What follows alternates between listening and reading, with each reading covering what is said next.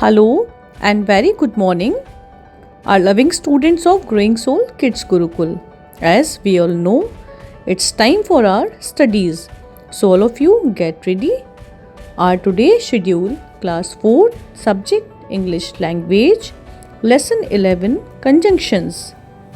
Very good morning to all my dear students of class 4. How are you all? Hope you all are well and good student.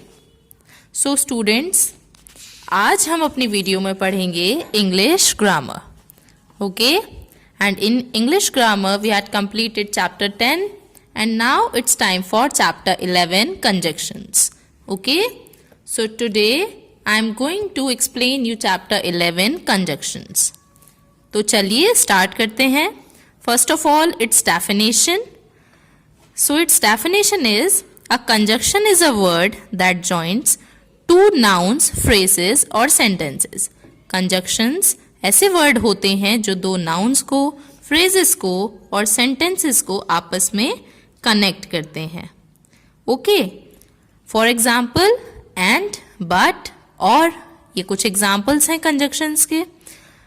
तो सबसे पहले हम कुछ examples देखेंगे और examples के थ्रू हम समझेंगे कि कंजक्शन का एक्चुअली यूज कहाँ पर होता है. ओके, सो देखिए इन एग्जाम्पल्स को. The dog is faithful and intelligent animal. The dog is faithful and intelligent animal. So here the word and join two sentences. दो sentences को ये and जो है वो add कर रहा है. The dog is faithful and intelligent too. Okay.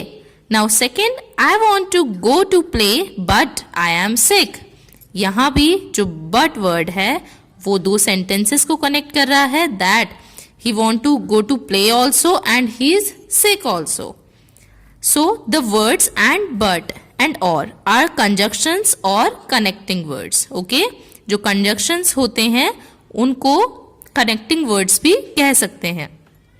A conjunction connects words or group of words or short sentences. Conjunction का क्या use है students? वो group of words को या short sentences को आपस में connect करते हैं. Okay? सो नाउ स्टूडेंट्स, अब हम देखते हैं कि हमारे जो कॉमन कंजक्शन वर्ड्स हैं उनको कहाँ और क्यों यूज करते हैं. Okay, so one by one हम अपने सारे कंजक्शन वर्ड्स को देखेंगे कि उनका मीनिंग क्या है और कहाँ हम उनको यूज कर सकते हैं. So first one is or. We use or to show a choice between two or more options. जहां पर आपको ऑप्शंस गिवन हो वहां पर हम और का यूज करते हैं. For example, what would you prefer, an ice cream or a chocolate? So here you can see आपके पास दो options हैं. You can choose a ice cream or you can choose a chocolate. So here we use or. Okay? We use and to combine similar ideas or addition information. यानी कि हम add का use क्यों करते हैं? कोई information के लिए या कोई similar idea हो उसको denote करने के लिए हम and का use करते हैं. So here example, Krishna and Sudama were very good friends. Okay? Krishna and Sudama were very good friends. Now but. We use but to show a difference or an opposite idea. किसी भी चीज में different या opposite idea denote करने के लिए हम but का use करते हैं. For example, Rohan plays well but he is an impatient player. So both are opposite ideas ना. रोहन बहुत अच्छा खेलता है बट वो इम्पेशेंट प्लेयर है, इसीलिए यहाँ पर हमने बट का यूज किया है. Okay, and one more thing students, remember to add a comma before the conjunction when you connect sentences. जब भी आप दो सेंटेंसेस को कनेक्ट करेंगे तो बहुत इंपॉर्टेंट है वहां पर कि आप कॉमा ऐड करें. Okay, so now student, coordinating conjunctions. For, and, nor, but, or, yet, so are called coordinating conjunctions. और coordinating conjunctions learn करने की एक ट्रिक है fan boys. आप fan boys यानी फर्स्ट वर्ड, फर्स्ट लेटर जो है हर वर्ड का लेके जो बन जाता है fan boys, उससे आप याद रख सकते हैं कि coordinating conjunctions कौन कौन से होते हैं. Okay, Coordinating conjunctions always come between the words or phrases or clauses that they join. Okay, coordinating conjunctions जो होंगे वो हमेशा मिड में, बिल्कुल मिड से जोड़ते हैं सेंटेंसेस को, इसीलिए उन्हें कोऑर्डिनेटिंग कंजक्शंस कहा जाता है। ओके, और इसके यूजेस क्या हैं? सो देखते हैं। सबसे पहले वर्ड है हमारा for. So for use like because और presents a reason. Okay, for because की तरह यूज होता है and it presents a reason. For example, we took out the umbrellas for the loft for it is rainy season now.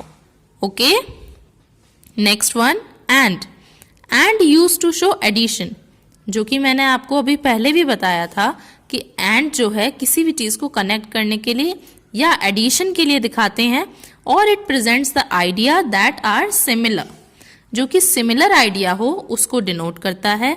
For example, my brother wants to be a writer and a scientist, यानी कि मेरा brother writer और scientist दोनों, यानी similar idea है, दोनों बनना चाहता है। Okay, now word nor. Nor use to say not. Nor का यूज क्यों होता है? नॉट डिनोट करने के लिए। It presents a negative idea with another. Okay, my father does not get angry at me nor does my mother. Okay, यहाँ पर दोनों ही नेगेटिव आइडियाज को रिप्रेजेंट किया जा रहा है, यानी कि my father does not angry at me, यानी मेरे फादर भी मुझ पे गुस्सा नहीं होते हैं, और ना ही मेरी mother. Okay, now but shows a contrast और present ideas that are opposite. ये आपको पहले भी मैं बता चुकी हूं that it denotes the opposite ideas.